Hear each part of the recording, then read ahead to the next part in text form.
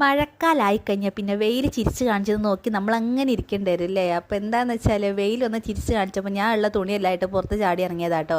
പക്ഷേ വെയിൽ ഇവിടെ ചിരിച്ച് കാണിച്ചപ്പോൾ അവിടെ കരഞ്ഞുകൊണ്ട് കാണിക്കാനാണെന്നും പിന്നെയാണ് മനസ്സിലായത്. കാരണം അവിടെ നിന്ന് മഴ ഓടി വരുന്നുണ്ടായിരുന്നു. ആ സ്പോട്ടിൽ ഞാൻ ചാടി കയറിയാത്ത കേട്ടോ.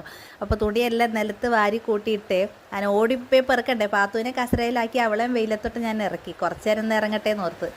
അപ്പോൾ ഒന്നും നടന്നില്ല. തുണിയെല്ലാം വാരിക്കൂട്ടി നിലത്ത് എറിഞ്ഞിട്ടിട്ട് കയറിയതാട്ടോ. പിന്നെ അതെല്ലാം കസേരയിലോട്ട് തട്ടിക്കയറ്റി പെരക്കി ചുറ്റും മഴയുടെ ഭംഗി ആസ്വദിച്ചുകൊണ്ടിരിക്കുക. അല്ലെ പ്രത്യേകിച്ച് പണിയൊന്നുമില്ല. അപ്പോൾ നിങ്ങളോർക്കും വീട്ടിലത്തെ പണിയൊക്കെ തീർന്നാന്നു. ഒന്നും തീർത്തിട്ടില്ല കേട്ടോ. കാരണം ഇവളിങ്ങനെ ഒക്കത്ത് കയറി നടക്കും. മഴ കണ്ടെങ്കിൽ എളിയിൽ ഇങ്ങനെ കയറിയിരിക്കണം.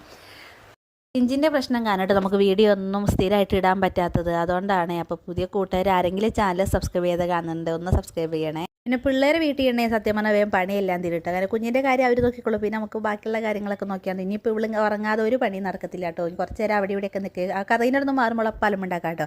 നമുക്ക് മഴ നോക്കിക്കൊണ്ടിരിക്കാനായിട്ട്.